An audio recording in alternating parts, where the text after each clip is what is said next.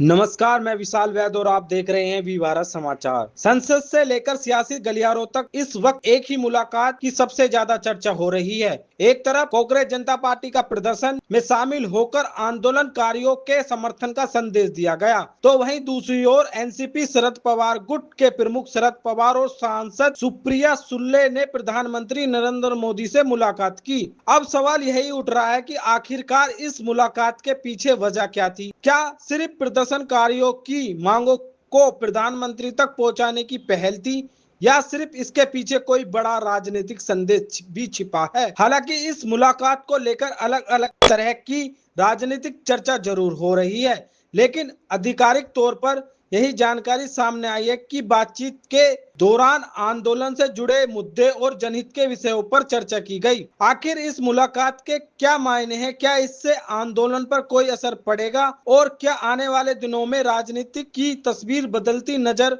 आएगी? तो फिलहाल तस्वीर यही है कि एक और कांग्रेस जनता पार्टी का आंदोलन जारी है, वहीं दूसरी ओर शरद पवार और सुप्रिया सुले की प्रधानमंत्री नरेंद्र मोदी से हुई मुलाकात ने राजनीतिक गलियारों में नई चर्चा छेड़ दी है।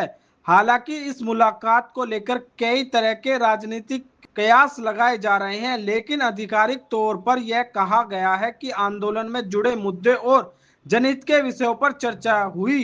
इसी इसलिए किसी भी निष्कर्ष पर पहुंचने से पहले आधिकारिक जानकारी का इंतजार करना जरूरी है।